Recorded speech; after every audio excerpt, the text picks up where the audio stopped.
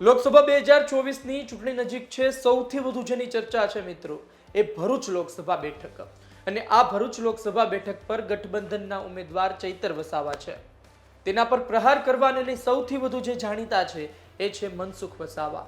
એ ભારતીય જનતા પાર્ટીમાંથી ઉમેદવાર છે, પરંતુ આજકાલ મનસુખ વસાવાની બોડી લેંગ્વેજ કંઈક અલગ ઈશારો કરી રહી છે, કંઈક વાત કરી રહી છે। મનસુખ વસાવા હવે થોડા ખુશ જોવા મળી રહ્યા છે। હવે તેનું જાણે ટેન્શન દૂર થઈ ગયું હોય તેવું લાગી રહ્યું છે। તેમણે ચૈતર વસાવાને વાઘ કહ્યા છે, કાગળના વાઘ। શા માટે કહ્યું? આપણે મનસુખ વસાવા વિશે વાત કરવી છે। તેની બોડી લેંગ્વેજ શું ઈશારો કરી રહી છે, શું શુભ સંકેત તેને મળી ગયા છે, તેના પર વાત કરવી છે। પરંતુ આ પહેલા તેણે ચૈતર વસાવાને લઈને શું કહ્યું એ સાંભળી લો। ભરૂચ લોકસભા મત વિસ્તારની અંદર ભારે ધરતીકંપ થયો છે। બીટીપીના અધ્યક્ષ, રાષ્ટ્રીય અધ્યક્ષ મહેશભાઈ વસાવા, જેઓ ડેડિયાપાડા વિધાનસભાના ધારાસભ્ય પણ હતા અને બીટીપીના સર્વેસર હતા, એ ભાજપમાં જોડાયા છે। ઉપરાંત ઝઘડિયા વિધાનસભાના કોંગ્રેસના ઉમેદવાર ફતેહસિંહભાઈ વસાવા એમની ટીમ સાથે જોડાયા છે અને વાગરાના ભારતીય જનતા પાર્ટીમાં અગાઉ પહેલા હતા, પણ કોઈકને કોઈ કારણસર એ આપ પાર્ટીમાં જતા રહ્યા હતા।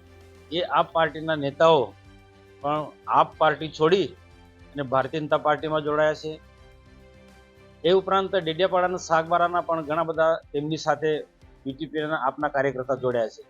ભારતીય જનતા પાર્ટીમાં જોડાવાનું એક જ કારણ છે કે દેશના પ્રધાનમંત્રી નરેન્દ્રભાઈ મોદી જે પ્રકારે રાષ્ટ્રનો વિકાસ કરી રહ્યા છે, દેશને એક સમૃદ્ધ રાષ્ટ્ર બનાવવા તરફ આગળ વધી રહ્યા છે અને ગરીબોના માટે,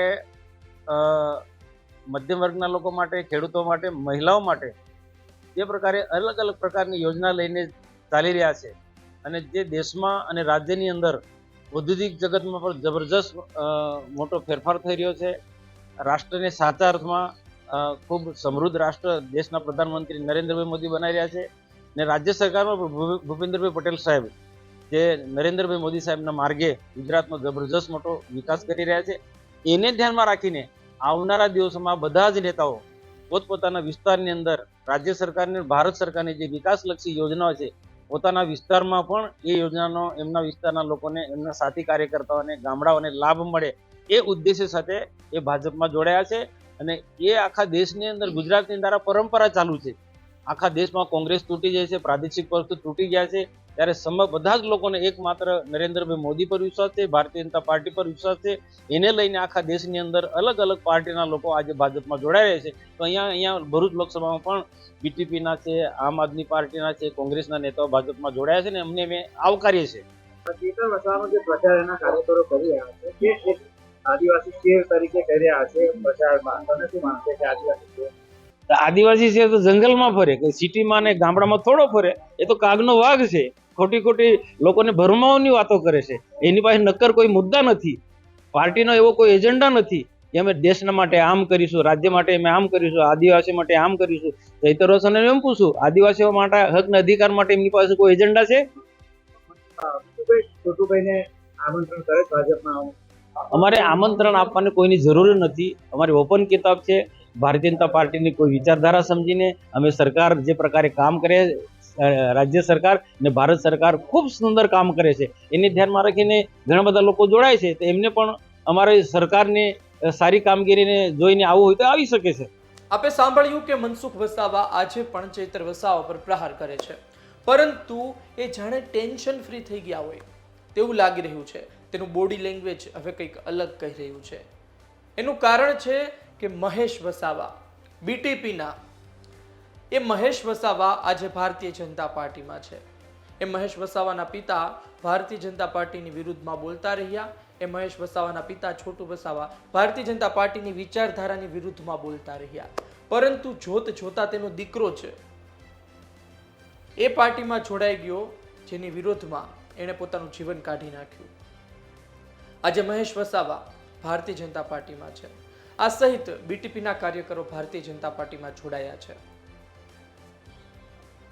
મહેશ વસાવાના ભારતીય જનતા પાર્ટીમાં જોડાવાથી જો કોઈને સૌથી વધુ ફાયદો થશે મિત્રો, તો એ છે મનસુખ વસાવા। મનસુખ વસાવા માટે જે ટેન્શનની બેઠક હતી એ બેઠક હતી ઝઘડિયા વિધાનસભા।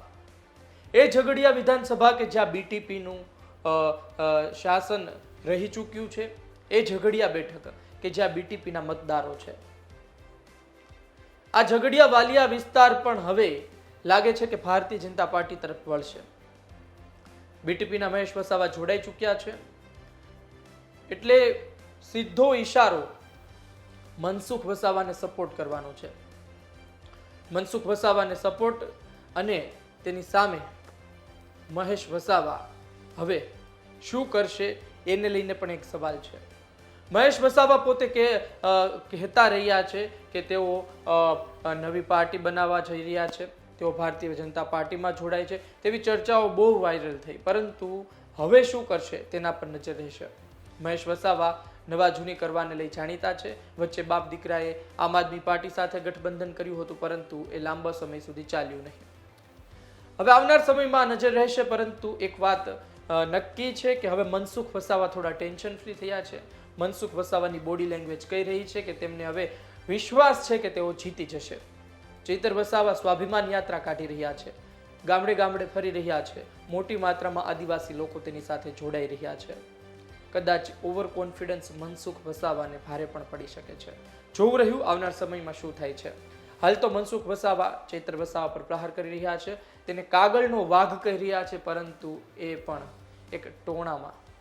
આપનું શું કહેવું છે કોમેન્ટ બોક્સમાં લખો. આ વિડીયો પસંદ આવ્યો હોય તો લાઈક શેર કરવાનું ચૂકતા નહીં.